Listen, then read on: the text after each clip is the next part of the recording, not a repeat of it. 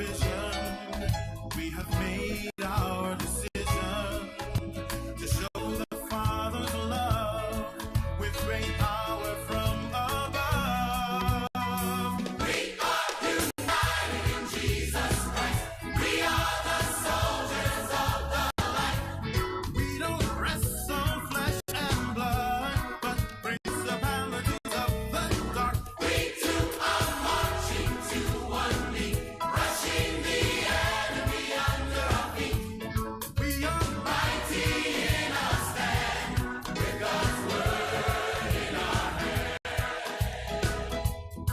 Let us reach this generation, every tribe and every nation, for we've overcome the world by the blood of Christ the Lamb.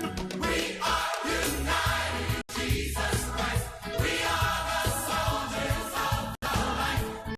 We don't rest on flesh and blood, but principalities of the dark. We too are marching to one beat, crushing the enemy under our feet. We are mighty in our stand, with God's word in our hand. Lord our God is a sword and shield. Lord our God, our battle, a sword and shield. Lord our God is a sword and shield. Lord our God, our battle, a sword and tower. Lord our God is a sword and shield. God our battle, sword our need. We are united in Jesus Christ. We are the soldiers of the light. We don't rest on flesh and blood, but principalities of the dark. We too are marching to one beat, crushing the enemy under our feet. We are mighty in our stand, with God's word in our hand. Lord our God is a sword and shield. The Lord our God, is a sword and shield. Lord our God is a sword and shield. Lord our God, is a sword and tower. Lord our God is a sword and shield. Our faith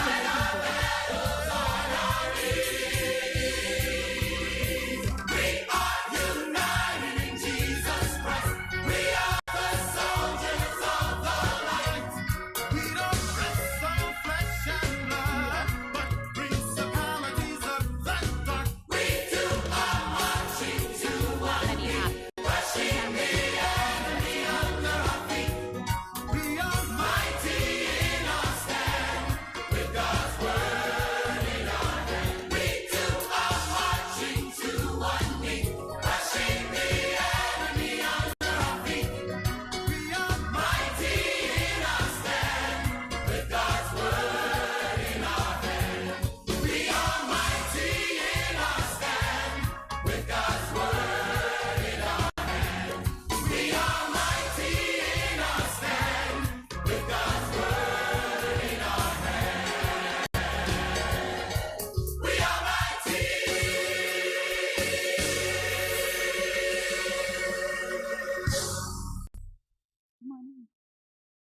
Good morning.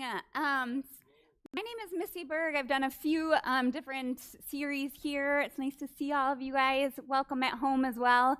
This morning is week 7 of this series, Common Objections and Misunderstandings of the Bible. This morning, what I'm going to talk about is applying Bible verses to our children. And if you're a grandparent or you're an educator, this is not just for parents, but kind of how we apply word to the young people in our lives. I want to start this morning with a little bit of discussion. And the good news for you guys, the last 2 times I was up here, I know I spoke for 99.9% of it. The good news is you guys are going to speak for about 95% of it today, and I'm just going to facilitate and kind of lead this discussion. How I view this is I have a different, probably 6, 7, 8 different verses that I thought we could talk about, but I want to open this up to you guys at any point. If there's a Bible verse that you guys want to talk about, feel free to throw it at us. The Bible verses I chose, I have some talking points, but my hope is you guys kind of lead it and I just keep you going. To start this morning, I thought we could discuss just kind of in general ways that you guys in your own homes maybe something you did when you grew up, maybe something you've carried over and you're doing now, but ways that you carry out God, his message, his word in your homes. What are just daily habits you guys do with your families? Prayers at bedtime. Prayers at bedtime? Kind of a same prayer each time? Or Yeah. Pretty much. And then we add to it. And do it as a family or kind of individual? I like that. Prayers at mealtime. At mealtime. What does that look like for you guys? We do that too. Kind of a common prayer or break off? Well, it's different every day. I Conversational prayer. think, right. That's what I would say ours are too. We kind of start with a common, but we each go around and kind of through the years when they were little, it was a way for them, we wanted them to kind of open up as children and kind of say kind of what's on their minds, what are they grateful for, but also what's on their mind, what are they worried about. And a joke in our house, our son would always say the 3 F's, all good words, I promise you. But he was thankful for fork, family, and football. And it was every night. But it was fun through the years just to see what they prayed about because it shed light on kind of what was important to them at the time, but also maybe what questions or what they were struggling with. What else? We practice kind of like an Old Testament blessings on special occasions. So if there's a baby born or if a child is graduating from high school, or we'll come around them and we'll pray and we'll give thanks for them and their life and whatever the occasion is, kind of dedicate their next step and ask God to guide them. I like that. I take a daily verse that gets emailed to me, and then I just cut and paste it and text it to all my boys every morning. I used to be better about asking them what they thought. Now I just fire it off. Because the responses kept getting less and less. You just throw it out there, they read it. Sometimes I still ask them. Like some of them are very straightforward, but if it's a little confusing or a little bit cryptic, I'll ask them. Sometimes I can respond, sometimes I don't. Which I think is neat because you look at the ages of your kids, and a lot of these verses today we're going to talk about, depending on how old these young people are we're interacting with, how it can be tricky. What about the reverse of this? What can be difficult? You guys think of your day-to-day, kids, families, working, all that's going on. What can be difficult about stopping and kind of building these daily habits of word and prayer and devotion? Talk about it. I think we're fighting an uphill battle with society. So we're trying to set our example for our kids, and it's literally the opposite of what the world shows us every day. And depending on the age of your kid, how much time are they spending outside of your house? School, sports activities, all these things, and then they get this small window when they're with us at home to kind of rebuild all of those mixed messages. And I think that's a good point. That's where our community comes into play, and we try to surround our kids with positive influences as we go. And I love, because I'm a big believer, I say this in every presentation, but it truly is a village out there. And the importance, so often we get frustrated, like what is out of our control, but that one can remain, as we talk about balance, and as they get older and they're going to find their own friends, you do get to control the other half with who your family is spending time with, what you guys do on your weekends, and kind of those types of values and morals. Anything else hard? I mean, any grandparents out there, educators out there, it doesn't just have to be parents here, but what can be hard about really making sure we're intentional of spending time on work? Sorry. I was saying selection. There was some drainage I was trying to talk.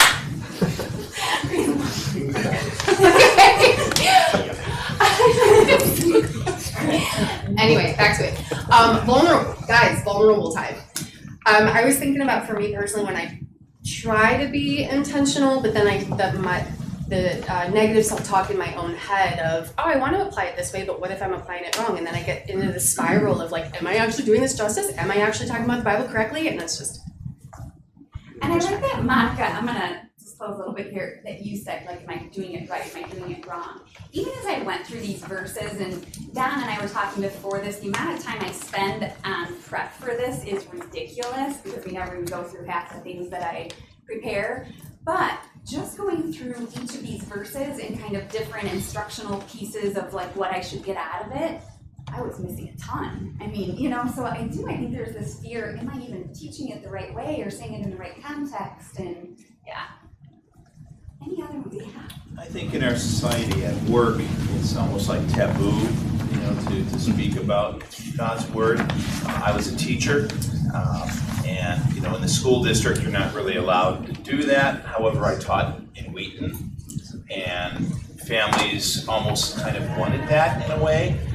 So I was able to sneak it in here and there. But I just think in the workplace, it's something that is almost shunned upon.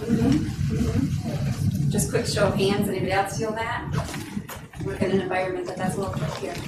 I usually just ask, for permission to speak with people about it. And 9 times out of 10, it's, oh yeah, great, Like I got this one client in Chicago, and I don't know if you're a man of faith or not. Oh, I am big time. So I like that, asking for permission, and even if someone says, no, thank you, you at least plant that seed that, like, if you want to, I'm here. I like that. This is very tongue-in-cheek, but our 8-year-old son has this concept that I'm going to ask mom questions about the Bible at 7:30 in the morning. So he's no longer allowed to do that before mom has caffeine. Like, that is the rule now. Like, I know we are not discussing this right now. And I feel bad because I don't have all that time with him. But literally, do not ask me where exactly is hell at on this earth at 7 a.m. I can't. When our kids were little and they were growing up, and they would always ask questions not at the right time, and I would always use that line. We would spend individual time with each kid before bed. Sometimes it was 2 minutes, sometimes 5 to 10, but that was my go-to line. Remember, that's what we could talk about tonight, because then it bought me time of okay, what am I going to say? Yeah, so no, I'm with you, Michelle.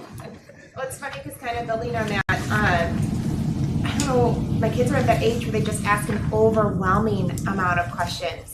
So then, I've gone a whole day of work where all people at work do is ask me questions, and then I get them and they're asking me questions, and then they're asking me more questions, and I'm like, okay, mommy, hit the question quota today. Like, we can't answer any more questions. So sometimes it's just, you can't even, process anymore.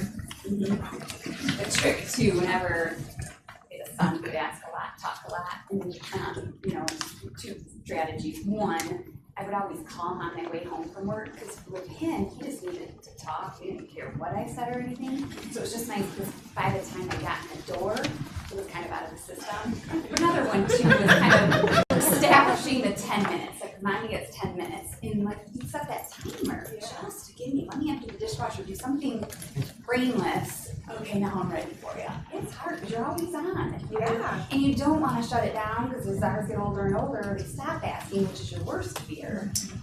So figuring that out. Good discussion. What I thought we could start with this morning is the 10 Commandments. Anybody doing the small group Bible study?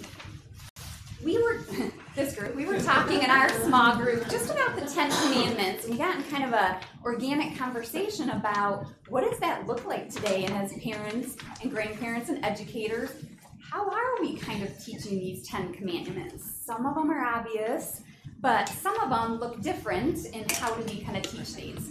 So I thought if anybody is willing, page 75 of our Bible, just read those 10 Commandments for me. Okay. Oh, Monica has volunteered Brian. Brian does wonderful. Page 75. Voice is so soothing. Try to listen. So we're doing Exodus. You want to start down? Exodus 20. You want to start at 22? Yep.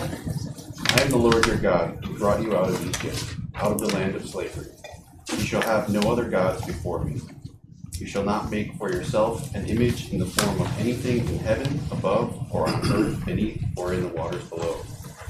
You shall not bow down to them or worship them, for I, the Lord your God, am a jealous God, punishing the children for the sin of the parents to the 3rd and 4th generation of those who hate me, but showing love to 1,000 generations of those who love me and keep my commandments. You shall not misuse the name of the Lord your God, for the Lord will not hold anyone guiltless who misuses his name. Remember the Sabbath day by keeping it holy.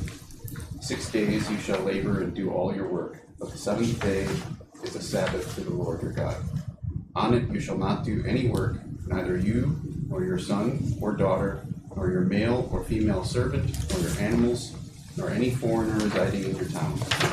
For in 6 days the Lord made the heavens and the earth, the sea, and all that is in them, but he rested on the seventh day.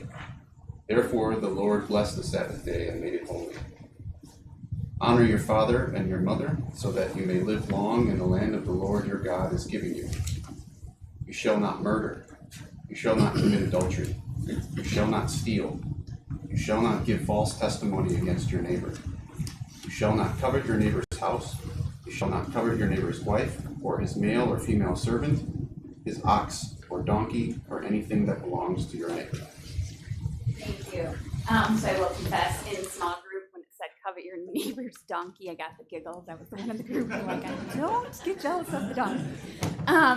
Okay, so let's just walk through those commandments. Obviously, we know to teach our kids not to murder. That's a given. But which one of the 10 commandments do you think this generation kind of struggles with? Which ones are hard?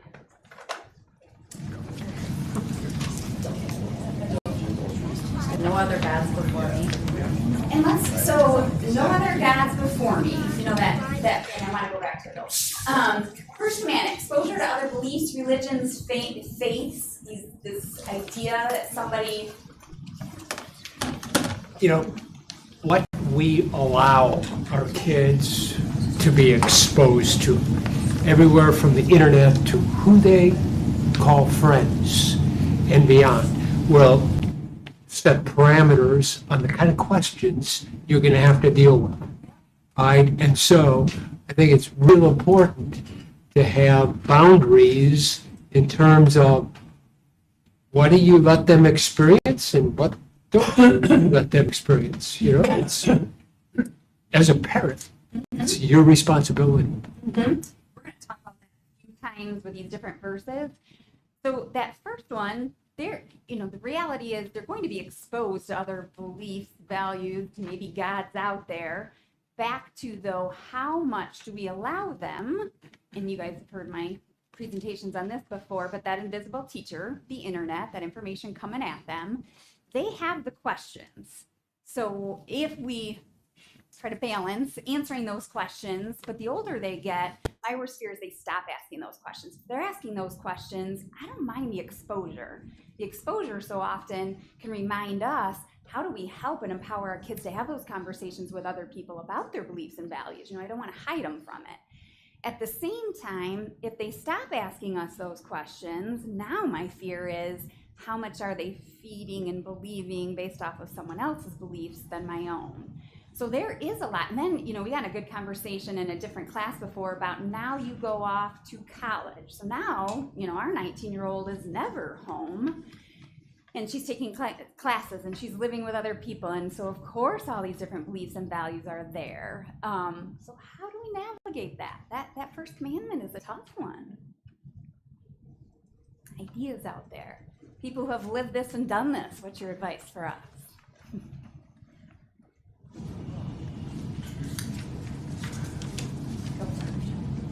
This is bad. This is a better example. You probably do. I don't know. I think if you set that, so answering the question and I don't want to take from what you probably have more information on the adultery question, right? If you have that open line of communication and you're answering your children at their level, if your 4-year-old says, what is that? You say, well, if there's a mommy and a daddy and somebody, they're your mommy and daddy, you don't want somebody else, and if you answer those questions and you build upon that relationship and keep that line of communication open in a way that they understand, hopefully they continue to come to you for those things, right? And the difficult questions aren't as difficult at 4 or 5, but they do get really difficult at 15. But if you've prepared them and you've kept that line of communication open, when they go away, they're a little more resilient. They're a little better to handle, ready to handle some of those questions. And when they do encounter things that are like, one of my kids, when they were away, called and said, people really talk like that to each other. Do you believe that, Mom? Or Aubrey went to, she went to Christian Liberty Academy, and she was a student here at Emmanuel. And junior year in high school, she decided she wanted to go to public school. And she came home and she's like, do you believe teachers talk this way and kids talk that way? And I want to go back to, she went back for senior year. But she was able to handle it because she had that foundation, and she was able to recognize that I don't want to do that. I want to do something different. So that's what we did, and that seemed to be good for my kids. And I will say, I love your comments, and Kimberly is kind of expanding on that of keep those lines of communication open. Even if I don't have the right answer, one of the things I always forget as a parent is open the Bible, open your resources, open devotions, like open that. Like, I don't know either, let's do this together, and the power of that. Yeah. I mean, I don't know if this is right or wrong, but a big thing me and my husband have been working on is helping them come to like good answers on their own. So rather than just giving them direct answers, helping them think through their questions and come to conclusions that are like good conclusions, or like helping them like understand the difference between a bad decision versus a good decision, and you know how every choice you make has consequences. So just kind of establishing that critical thinking is something we're hoping will help them, like even if they do make a mistake, okay, recognizing it, now how do I get back on the path I want to be on? Which I could hug you. That is one of the most powerful things. This generation is not learning and need to. And what I love about what you said, so often if they are asking the question, the psychology behind this, you guys, they already have kind of a predicted answer or something. And they're really doing a checkpoint with you, like, am I on the right track? The minute we give the answer, now we shut that down for them. Absolutely, and at a much younger age than you think. Just asking those, what do you think? What have you learned before? What have you done the last time? Did it turn out well for you? Asking those open-ended questions to get them there. Absolutely, absolutely. Other commandments, I definitely want to touch on adultery. I don't know everybody's family stories. I certainly won't bore you with all of my details. But I think another challenge becomes, so many of us, me and my own family, adultery was there. So now at what point do you have a conversation about this, knowing I also want you to have a relationship with your grandpa, and how do we navigate this together, and what does this look like? Most of us have family members or family friends where this becomes a piece of it. And I think Kimberly really nails it of leaving that line of communication open, and I don't know all the answers here. I think the one thing I always go back to is we are sinners, and I don't know that I can't judge that sin is any worse than the ones that I do, and getting in a conversation about that and reflection and forgiveness and those pieces. One of the big ones I wanted to talk about was kind of that second commandment. What other things are young people idolizing? What do you guys think about that? Celebrities and what their life looks like, right? So social media, anything coming at them, what they think those perceived lives are. Money.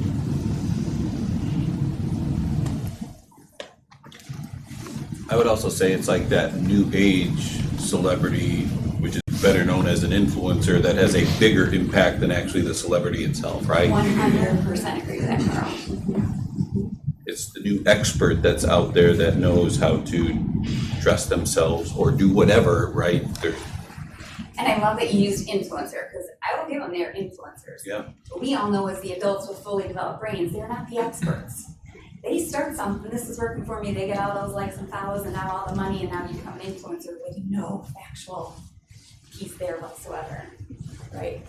How about fourth commandment? And Laura and I were kind of talking about this a little bit. Sabbath.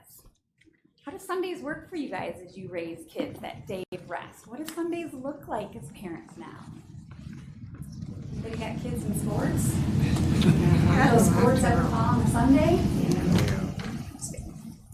What's hard about Sabbath? What's hard about day of rest? You know, certainly is different now than it was. I mean, when I was a kid, there were never any sports on Sunday or Wednesday.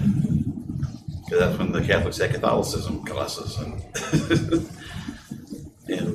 yeah. And nothing was open. There were no stores open. Maybe a gas station. And we somehow survived. It's nice because it kept you home, it kept you together. It kept Absolutely. You as a family that day of rest. Anybody have, as you try to struggle raising kids, grandkids, all the things that happen on a Sunday, how do we make it work? Even if I have this, what do you guys do well to really respect that day of rest? You have to prioritize it for your week. Yes. Like even your weekend has to include first Sunday morning. And then you prioritize Saturday, maybe to make Sunday morning happen. And I'm going to use Laura as an example because it was a good one and fresh. So stepdad calls and says, hey, let's ski tomorrow. Great. Now they shift 11 a.m. church to 8 a.m. church. It's not now we don't go to church. It's as you two teenage boys going to 8 a.m. church. Yeah, pat on the back of that, guys. Prioritize. It wasn't, yes, we want to spend time with family, which is also important. So I'm not going to go to church. It's, we're going to spend time with family. And now this is what it's going to do to our week. And I think back to Kimberly's comment of like, when they go off and they get older, they're planting those seeds of what this looks like. This happens no matter what. And this is how you make it work in this crazy world. And I was just going to say that because we have plenty of parents that we're not from here, but from St. Louis, but we have plenty of parents that have their kids in sports on a Sunday morning. We have Saturday evening church. Some churches have Monday evening.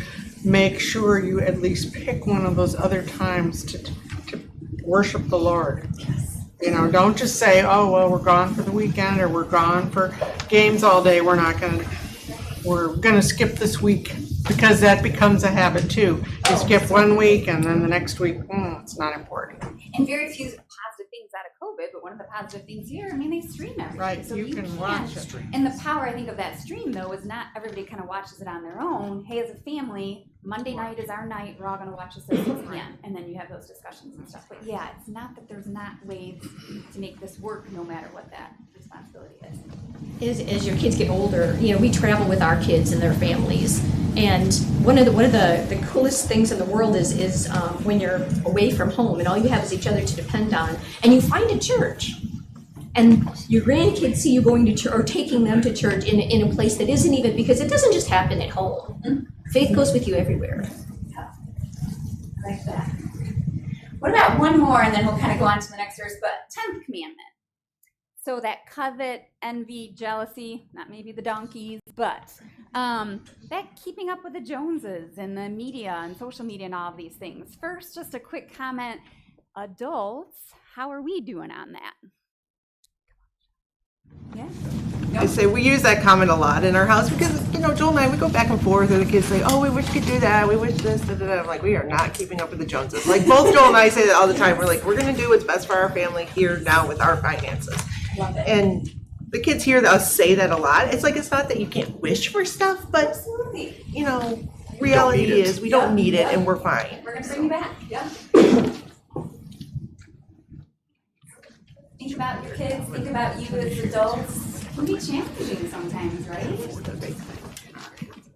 I think especially even more so because it's all out there. If you do have any family members on social media or anything like that, you're so much more aware of what everybody else is doing than when we grew up. I think we're I don't want to speak for everyone, but to some degree always striving for more. But I always, at least with our daughter, try to practice gratitude and say I know we would like this, but what we have is still more than other people. So it's always just kind of showing her we have something that people will never have, and just, she's only 5, but just getting into her head, we're very grateful for what we do have, So. And I like to put back to kind of critical thinking and questions. I want that too. That would be awesome. What do you like that we do have? Having them come up with what those answers are. When our kids were little, and I stole this from a speaker long ago, we kind of asked the 4 questions. Your high and low of the day, just to get a glimpse of. We had one young daughter that talked all the time, which prevented the other 2 from talking. So kind of high and low, just reflect on your day and hear something. The other one are the 2 G's. Who did you help and who helped you? Kind of that giving and gratitude. And those 2 G's, instill that in your kids every day. because as media or social media or devices become more part of their lives, it's a humbling way of them to reflect on what they are grateful for. So who'd you help? Who helped you along with that high and low? Yeah. I was going to say that they struggle, I think, with the false witness against their neighbor, with social media. I mean, that's, we've had a daughter that's been hurt that way, in the past, so. And we talk so much about that, I won't go back to the brain development, but just socially, when they don't see Greg in front of me and I'm making this comment, I would never walk up to his face and say that. There was a Quaker oatmeal commercial about that long ago. But now when I don't see Greg, it sure is easy to do that. Absolutely. And now we've got brain development that's backing that too, which is One of the things that I think helped tie your last one about coveting other things is like when I took my oldest, when she turned 16, on the mission trip to Tijuana here. That is completely life-changing in terms of seeing what else is going on out there in the world and helping putting things in perspective in terms of, wow, I want this, or I want this, or I want that, and you literally go into somewhere that they have literally nothing. Oh, I agree, Carl. So again, if you don't know, I run Tijuana now, so my shameless plug for you can still go on the mission trip. Very smooth. I will confirm that because Eric Carl was 17 when he went, and he came back and wouldn't sleep in his bed for almost a month because he wanted to sleep the way they slept. And you want your kids to be so grateful for what they have, but this egocentric world that, truly at their age we were like that too, but now it's, tenfold with all that's coming at them. You want them to be proud of where they are, but really realize in the context of the world, and one of the verses we're going to talk about is in the context for us as parents versus what God's plan, what this bigger plan might be. No better way of doing that than showing them what else is out there. Okay, I knew we would never get through all of my verses. The one thing I will say as we go through these, I do have it on the outline. If anybody wants my talking points, I'd be happy to share them with you, but we'll kind of move on to the first one here. So, Proverbs 13:24. Whoever spares the rod hates his son, but he who loves him is diligent to discipline him. So just kind of the two general questions I have that I want to kind of talk about is, what is this saying? How do we apply it in today's world? And what's hard about that? So how do we apply this one? What's it saying ultimately? What are we talking about? Well, you gotta be a parent. Yeah. You can be a parent, not a friend. Why is that important, Brian? Why do we not want to let our kids just get away with everything? You think about their brains, should they be in charge? What they want at 4, 6, 8, is that what should rule the world? No. The one thing I like about I was gonna say, the one thing I say to my kids, or like to other people, because I can be a little strict on the discipline side, it's just like, how are they gonna learn to make good choices and be better people if they don't know when they're making wrong choices and being bad people? And one of my line every single day, I probably say 100 times, I'm not just raising a child, but the adult he or she will become. That drives everything I do. So to your point, and the one thing I want to talk about here is the word discipline. We have such a negative connotation to the word discipline. What does discipline mean? What is a synonym? Well, I don't want to associate it with punishment. I try to associate it with correction. And it's training. It is literally training. Training, discipleship, yes. So I think it has this negative connotation out there that we have to take away from it. When you discipline, you are simply training your child. And it defines what it means to love. Yes, I love that. Yes. Did you guys all hear him? Say that again really loud. It defines what it means to love. Yes. That's a part of it. I love that. So when we look at this one, I think it goes back to, as parents, adults, educators, keep in mind, we are all around kids whose brains are not developed. Are they going to be the perfect child? No. Are they trying to figure it out? Yes. So one, it really means to train. But two, in my office, I have a bulletin board and I have a bunch of sticky notes, and my classmate or my coworkers make fun of me because I have kind of a phrase for everything, but it's the way for me to remember things. And when I think about this one of the phrases I refer to a lot is when we don't hold our kids accountable, you're giving them permission. So when we think about training our kids, ultimately it's word and all of these morals and values that are guiding us. And we know at 18, this is where we want our kid to be. So now we work backwards, and to kind of keep them, for lack of better words, in line, here is, child, my behavioral expectations of you. And you talk about them all the time, post them. They need to know what those are. When they stray off of that, which they're going to do, discipline training is giving them a natural consequence that brings them back. That's all this is, right? And I argue in our households is the best time, the most supportive time your kid will ever have for what I call these small doses, these smaller missteps and mistakes and when they get out of line. Once they're out there in the world, we know those consequences can be much more dire. While they're in our house, that's the time to give these consequences and kind of train them in that line. I know a month or so ago I talked about, the powerful thing and kind of the positive to behavior is all behavior is learned. So the good news, when they behave a certain way, it is our job to train them that that wasn't good or that wasn't right. And that's back to this discipline piece. Another thing I always talk about with this training piece is ultimately when they're 18, we want that self-compliance. I know my moral code. I know what's right and wrong, and even at that young age, kind of guiding that. So at 18, they know what that is.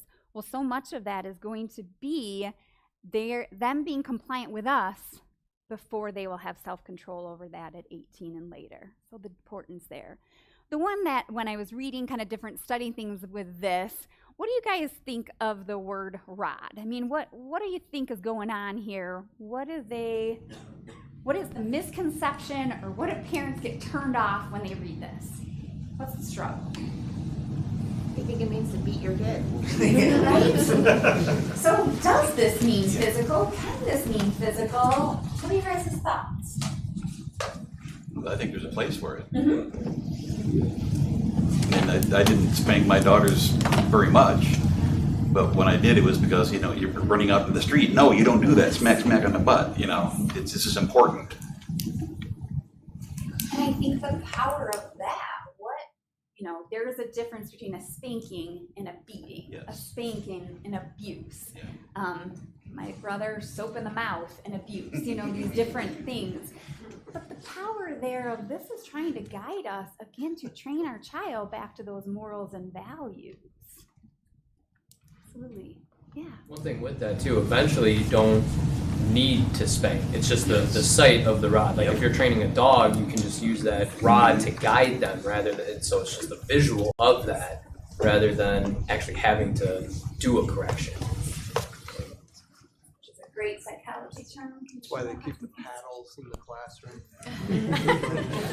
There are paddles in every class. Always one. It doesn't have to be at all physical. I had a principal who would walk into a building, there was commotion, and just sight of him, silence. There was a level of respect there. All right, just acknowledgement that, hey, what he had to say and do is going to be for my good. All right, gotta listen. Mm-hmm. All right, rod does not have to be physical. All right, it's how you deliver it, how you, And back to that show your love. Yes, and consistency, and again, drawing out, what does this look like? Your child doesn't know unless you tell them. Just like classroom, anybody teachers in here, you have those expectations in the classroom. They don't know unless you teach them those. Absolutely. I think too, kids want to aspire to what you want of them. The whole idea that my dad, we knew what the belt was. I don't think my dad ever hit me with the belt, but we knew what it was. And the whole idea that my dad, who I loved and, was my dad, the fact that I could do something that never did I want to disappoint him. Oh, yeah, that's what I was just going to say. Who's driven by disappointment for my dad was like the worst for me. Yes. Never yell at me, never raise his hand or anything, but that disappointment, that principal walking through there, like, oh, if I did anything wrong, I don't want those eyes on me. Absolutely, the power of that. And that ultimately is the respect and the love you have for those people, right? Any last thoughts before I get us through a couple more? Okay. All right, Philippians 4:6. Do not be anxious about anything. Anybody ever been anxious before in parenting? But in every situation, by prayer and petition, with thanksgiving, present your requests to God. All right. I gave you guys this statistic a little while ago, but they did a study with parents and what are the things that worry you most? Bills, money, all of these different things. Of course, kids is what worries us most. The craziness is the amount on average of hours a day we spend feeling anxious. 37, almost a full-time job. Who's been anxious before as a parent or a grandparent? Anybody responsible for it, right? Okay, talk to me about this one. And there's a couple points I want to make sure we get to. What is it saying? What's your takeaway here? What do you struggle with?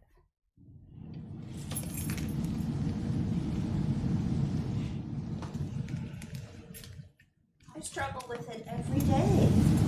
I mean, I have a certain ring for my daughter, as I'm sure everybody has for their children. That phone rings, and I think my blood pressure goes up, because I'm always concerned. And it bothers me that I'm that way all the time, but there's always good reason, it seems like. There's two things that are happening when that ring comes through. One, and I won't lecture, I promise, but you get a shot of cortisol. You know what cortisol does to our body? Not good, people, not good. Second, we at that heightened anxious level have an effect on our child. And ultimately, we're teaching our child to be fearful of this world.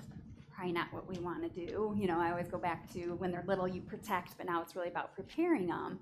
So one, we get this negative shot of cortisol, but then two, we're going to parent different. And as these young adults, what are we teaching them about this world? But I'm not disagreeing with you. I think that's what we're all, like. Keep in mind, and I talked about this a month ago, anxiety is an emotion.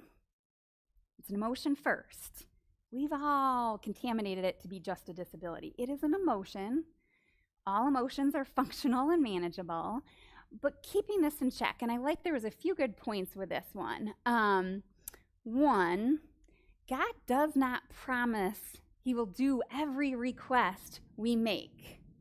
He tells us to guard our heart and mind, but there's a trick here, and I think this is so powerful as a parent. And Carl, even with the Tijuana story, I kind of reflect back to that. When we think about a problem and something that's concerning to us out there, it's kind of, I always say two things we can do. We can be problem focused, change that stressor. And so often I think that's our worry, is we're so focused on changing that stressor and praying to God to change that stressor. Versus the second option. If I can't change that stressor, the only thing I'm left with is that emotion focus, changing my reaction to it. And is it more powerful? The answer here is yes, that when I pray and when I'm feeling anxious, I give it all to him, not just pieces of this. And when I give it all to him, it is not for the purpose of making this the way I think it should go or what's more comfortable for me or my child, but rather, when I talk about changing my reaction to it, when we give to God all of these, by prayer and petition, all of my requests, I think what's really important is we are saying we are asking to change our disposition, our feelings towards the stressor and what may be affecting our kids. That's powerful. I can do that every day. And what they talk about is kind of this is modeling the kind of prayer we really need to do. First, reject any of that worry. Easier said than done, yes. But when I turn it into the second part, I am just asking God what I need. When we go back to kids and we say wants and needs, this is reminding us, what do I need? I need you right now to be in this with me, not necessarily for some certain outcome, not necessarily for what I think is right, especially keeping in mind humbly, we're a part of a lot bigger plan here. And the last part is kind of thanking him. When I talk to parents about being good parents to kids, when kids come to us and they say, hey, Mom, I've got this problem. And I always say the number one mistake we do is step in and fix it for them versus just listen. I have a great husband. He listens to me all the time. But there's certainly times in our lives where I say, like, hey, I just want you to listen. I don't want you to fix this, because he cares about me and he wants to fix it. As parents, when they come to us, we think our job is to step in and fix it. This is a humbling reminder that God isn't necessarily going to fix it. He's just in it with us. And the power of that, I am going to unload. What I want a kid to do to you as a parent is unload. You're the bucket and they just get to unload. Now I can go about life. You didn't do anything different but let me unload. Same thing here with Thanksgiving. Thanks for letting me put this on you. I needed someone else to carry this burden right now with me. But I love that it's in all things, not just selective things. Any thoughts at all on that? Yeah. I may be wrong with this, but I feel that when I do that, when I go to him in that way, that I'm actually also praising him, because he's the one I'm going to. You know? Yes, right?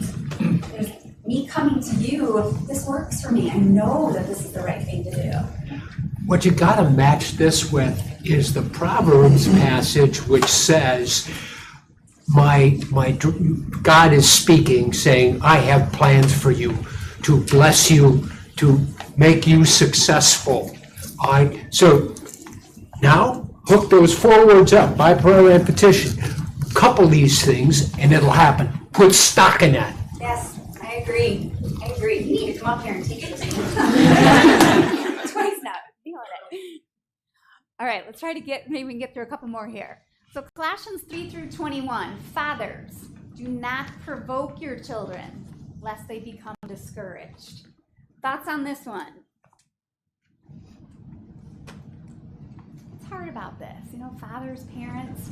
I'm going to egg Matt on a little bit here. We had a great conversation about, you take sports. And when I think about this one, he was a coach, he was a parent, and all he wanted in his heart was what his kid wanted. So if his kid was struggling out there, what might have come off in my eyes as criticism and a time where, hey, maybe you'll need to lay off, the only reason he cared was he knew it meant the world to my daughter, and she was the one struggling. And that was a different perspective for me. So when we talk about provoke your children, what could that look like? What does that look like? Think of sports just because it's an easy analogy there. What's hard about this one? Anybody, when your kid, Okay, so most of you know our youngest daughter is autistic, so things in our house look really different a lot of times, and I think this comes to that, like, her ability to remember what we tell her to do or how we tell her to do things is about 3.5 seconds long. So it's very easy for us to get ramped up very quickly. Like, Anna, told you to put your table away. We told you to put your plate away. Then she goes and pets the dog and finds the cat, and then she looks at the table again. And after the 3rd time through this, you're just like, we're exploding, and then she's upset. So it takes the whole do not provoke your children. I think it's sometimes a little clearer in our house, because it doesn't take much for us to get all over her case all the time, constantly, to the point where she just feels I can't do anything right and I'm just a failure. So, And what works for us is so often how we parent, right? And I've got a very different brain here that doesn't work that way to try to figure that out. Amen to that, because you only know how you were raised. And how I tick, And if it doesn't work for 1 or 2 of your kids, it's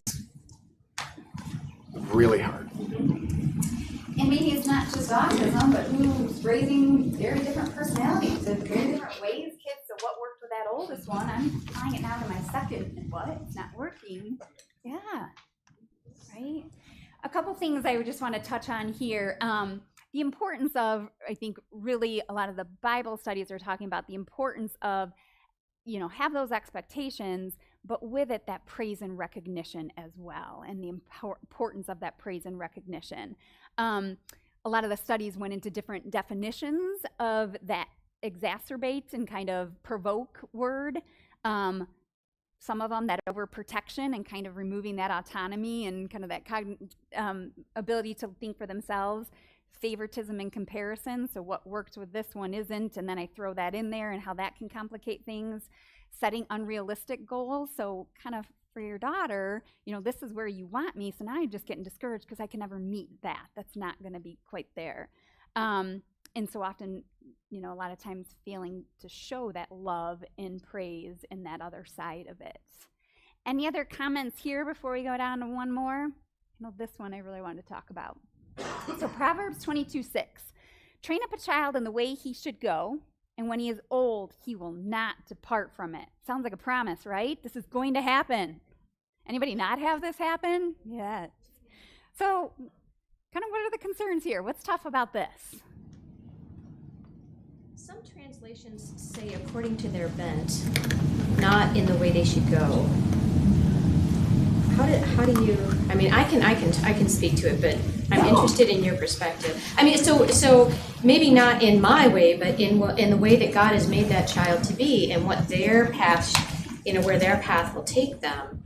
And I used to joke sometimes when I talk. I see my father's family. There were 5 professions. You could be an accountant, an attorney, a doctor, a lawyer, and an accountant, right? So there were, and so when I told my uncle that my son wanted to be a music major, he was like, "Oh gosh, Kim, I'm sorry," because it was like I was excited. Yeah, I was excited. I was totally excited about that because I knew his passion for music. Right, and he ended up taking a different path, but that was so if I brought him up in the way he should go, the way I thought he should go, my father thought he should go, he would have been miserable, right? Yeah. I think the hard part about it is it requires a lot of trust. Just a lot of trust, and that's really hard to do for a lot of people, especially when it comes to trusting your children, because you always think you know what's best, and you reach a certain point when they're adults, right? And do you really know what's best, or do you need to just trust them that they know what's best? And how do you do that? I don't know. I think about it, and my kids aren't that old yet, but I don't know. And I think you guys are both touching on this. Train up a child. I had to step back as a parent and think about, where did I get my training manual? What is it based on? What I think is right, is it God's word? And is it, am I living out what he intended for my child? So check your training manual. Where is that coming from? But the other thing I really like when I dove into this one a little bit more is it's really said it's more about hope than a command with a promise. So it's not this promise, and I like the word bend versus, like this end path, but this hope and this faith and this trust that, remember, I am a parent to this one, but I got a big parent above me that's more in charge, probably like the principal in your building more than that teacher. And stepping back sometimes and kind of saying, whoa, who do I think I am that I'm in charge of what this looks like? Some of the things they talked about is really being patient. And I like Michelle's example of different children in the same roof, but being patient. They're not all going to follow that same path. They're not all going to be on the same timeline. It's going to take some kids longer. It's going to take some kids some struggles and detours before they get there. But that hope, it says it's really a proverb which is meant to be poetic, memorable, enabling to be handed down from one generation to the next, but mostly for providing that moral grounding. It's not intended to give parents guilt, quite the opposite. It's intended to give parents hope. We need to be patient and remember he's in charge of this plan. Any last thoughts there? Yeah. When our kids were really small, the advice we got a lot from people was, they're not your kids. We're just in charge of them for a little bit, but they're God's. Right? So, and just say that every day. Wait a minute. Yeah, I like that, Michelle. The last thing they were talking about, again, back to that word training, discipline and training, includes more than just instruction. When we think about this, a big thing for parents, what do we always say? Our kids are going to do what we do, not what we say. So a lot of this is reflection too here on our modeling and how we're living our lives, because they're going to follow us much faster than they're going to carry out whatever it is we're saying they're going to do. I think it's also important to just remember that instilling purpose and their value and just pointing back to God's truth, I think that's a big part of And what is another being thing taught I from like there. that is that reminder of like, we all have gifts, and I love that, and this church does such a great job of always having us reflect on what are your gifts, and isn't it my job, how do I carry those gifts out? We have a lot of shortcomings, but I do have a couple gifts. And back to like, that's mine to give, and that's what my Father has asked me to do, and you as adults can do that and encourage your kids to do that. What do you think, Don? Do I get through one more, or do you want to start doing? Okay. There's one more I really like, but okay, I'm gonna skip there. These are all in yours, and again, I would be happy to share. The one I thought I just wanted to touch on is Proverbs 15:20. I always have way too much stuff. A wise son makes a father glad, but a foolish man despises his mother. What do we got here? Thoughts? I'm gonna, just for sake of time, kind of probe you guys a little bit here. When I studied this one, you know, obviously it's about being obedient and respectful to your parents is ultimately being obedient and respectful to God. And it talked about this proverb is really kind of a warning to children. But as we think about our children, I always got to go back to us here. So a wise son makes a father glad. Doesn't say successful, doesn't say rich, doesn't say any of these other things, but glad. I want to talk about foolish man despises his mother. So let's have a quick conversation about reflecting for yourself. What does it look like in your relationship, men, with your mother? What does it look like as you raise sons and how they treat their mother? What does respect look like in your household? And I just want to give a quick, unfortunately, CDC came out with a big report last week. Maybe some of you guys read this, or just nerdy me, but all about mental health with teenagers. And there's 3 findings, but one that's really concerning to me. One of them was about sadness and the percentage of female teenagers especially, also suicidal ideation. But the one I want to talk about right now is actually the fact that 1 in 5 teenage girls have been sexually assaulted in some way. Now, let me explain sexual assault. It can be everything from a catcall to touching to rape, you know, so you've got the spectrum here. But the reason I want to talk about this one is when we think about what respect looks like in your house, how your sons treat their mom, how you treat your wife, and vice versa, what does that look like? Anyone raising a daughter? Okay, when you think about raising your daughter, you certainly want to watch that boyfriend and how he treats his mom, right? Same thing, anybody raising a son? We just had a conversation last night of what I want my son to do, go up to the house every time and all these small things. But think about what that respect looks like. How a child views and treats their parents is going to be how likely they are to treat those other people in their lives. So here I just want to really emphasize, be explicit in your teaching. And I will say, when my kids were young and I was parenting or disciplining or training, and sometimes there was disrespect more from one of them than the other 2, and Matt would sometimes step in. And there was moments where like, don't step in. Now, the power there is I realized he was not going to have his child talk to his wife like that. And the power there of our children learning, back to your principal or superintendent, whoever you said kind of walked through the building and everybody was in awe, he was teaching my children, with an adult, certainly my wife, that's not going to fly. That's not how we treat. So just if there's any quick comments here about, flip side of that, I want to make sure that CDC report is concerning to me because I'm a mom of 2 daughters, but it's just as concerning to me as a mom of a son, because where are they learning about relationships and what it looks like to care for someone and what it looks like to make out with someone and have sex with someone, and this view, and back to, I can't remember who said it over here, I think it was you, but like, where are they getting all of this information and views and values? It starts in your home, and we have a lot of redirection and training we can do right then to make sure that that respect is there.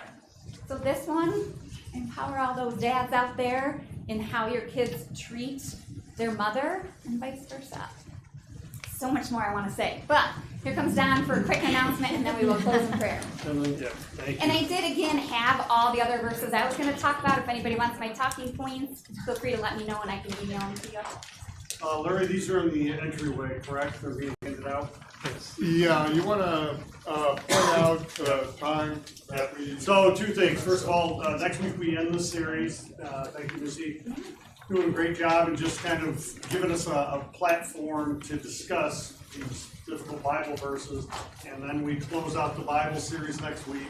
And then we start a 4-week series Dave Eskoff and I are going to do, which is about the Passover. And it's going to lead us into Holy Season. So that's what we're going to do for 4 weeks here. This guide is out there. Grab one. This is for everything Lent coming up. It explains what's going to be happening on the Wednesday night church services, Sunday mornings, and Mid-Pointe everything. There is a large mistake in here, which Sherry and Robert Blazek found this morning. So when you get it, Pastor Team is going to announce it at church as well. But the Sunday morning worship services shows we went back to 2 services, which is not correct. So we proved, Shelley pulls this together, not throwing her under the bus because we all proof it. We all missed it. So this shows 8 o'clock and 10:30. We are not going back to 8 o'clock and 10:30 worship services. It'll be 8 o'clock, 9:30 worship service with the education hour, and 11 o'clock worship service. So when you grab these, I'm sure a big correction will be coming out, but just wanted to make sure we do that. So, Okay, awesome. Missy. And just one last little final, if I've gotten through all those verses, just the power of like, be every day who you want your child to become. So when you think about word and how you're living that out, the most powerful gift you can give your child is living it. Deuteronomy 6:7, impress them on your children. Talk about them when you sit at home and when you walk along the road, when you lie down and when you get up. Live and breathe this every day, the most powerful way for us to show our kids. So I will close us in prayer here. Thank you for being with us in this hour, God, helping us to discuss your word and ways to apply it, even when it's tough to do. Please be with us this week as we continue to follow your word and help us to both live it and teach it. In God's name. Thank you so much for the discussion. It was awesome.